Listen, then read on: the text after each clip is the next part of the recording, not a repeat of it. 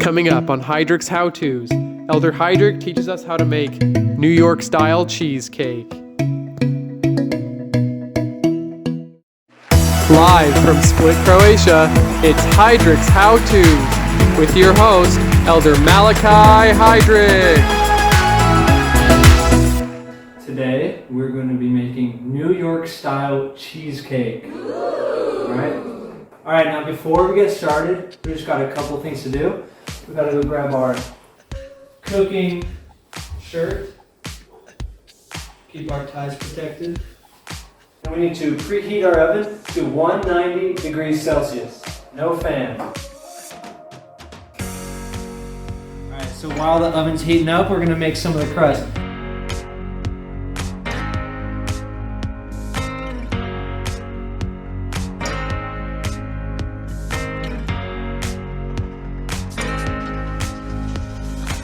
You're going to want to mix your graham crackers. You put your 70 grams of butter melted, your pinch of salt, and your sugar. Just put this down. Mix it on medium. Make sure everything gets nice and mixed up in there. Check it. See when it's a little sticky there? That's good. See? Line your little cake pan with some tin foil, alright? Put another layer right over here. Make sure everything's tight on the inside. And get those nice curves on this cheesecake now. We're going to use a little bit of oil, okay? Just not that much, seems good. It's okay to get a little greasy here. You're rubbing in this oil. You're doing it for a good cause. Alright, to make the crust, I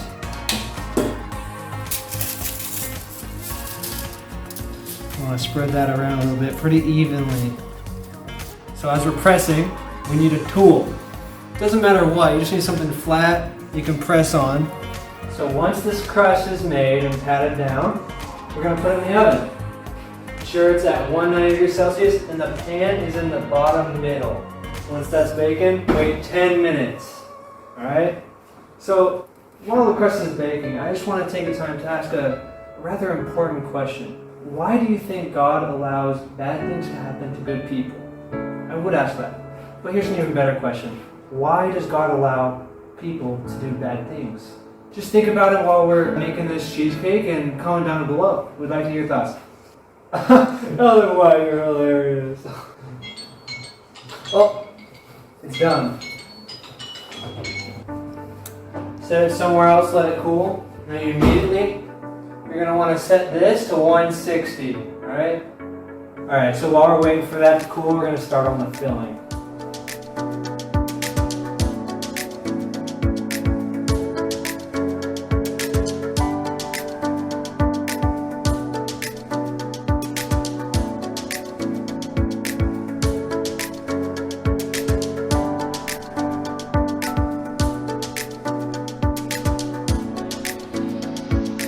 Alright, so you're going to get your pot, fill it with water. You're going to start boiling that bad baby. Alright, now we're going to start on the filling. All the cream cheese, all the sugar, and the flour. I want to mix this on medium speed. Now we're going to slowly mix in the vanilla, lemon juice, and salt. Mix that for a few seconds again on medium. Now once that's well mixed, we're going to want to put in 1 egg at a time, up to 6.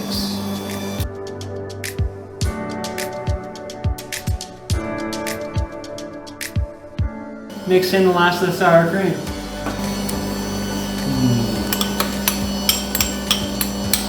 Now it's looking good. Alright, now that we got our filling mix there, make sure to put down a little cloth for your pan. Go in the oven. Take this out. Put it right there. And grab your cooled crust. Mix that in there. I'm going to grab your boiled water. I'm going to pour that around.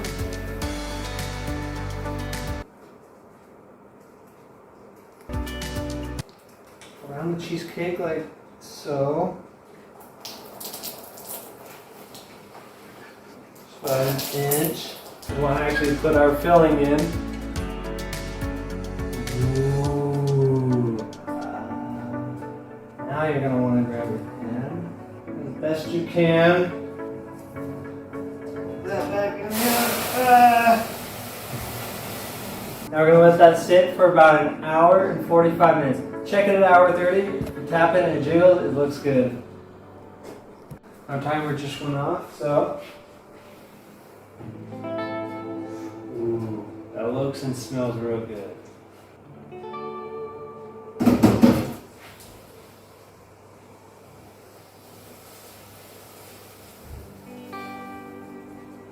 That looks delicious. See it go a little brown, that's alright. It still tastes amazing. There you go, you just let this cool for about 45 minutes here, and then you pop it in the fridge overnight or 8 hours. So how does it taste? Let's try it out. Pretty good. Wow. Good. What did you guys think of the question earlier? You mean why does God allow people to do bad things? That question? Exactly. You know, I think God has given us, every one of us, not just me and not just you, but all of us, something called free choice, or in other words, agency. And because we have that agency, we're able to choose to do things that maybe aren't the best. And there's some people that do that, and they create a lot of problems for other people. But if we didn't have that, then we would just be like robots and forced to do everything.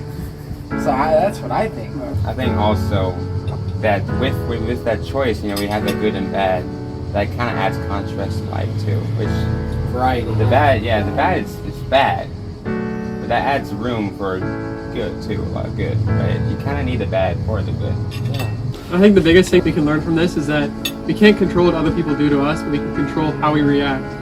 And for me, honestly, some of the biggest lessons that I've learned in my life have been through my trials and through, you know, someone not being the nicest to me. I've learned kind of how to react and how to follow Christ's example by reacting as Christ would in a loving way. Those are some really good points. Thanks, guys.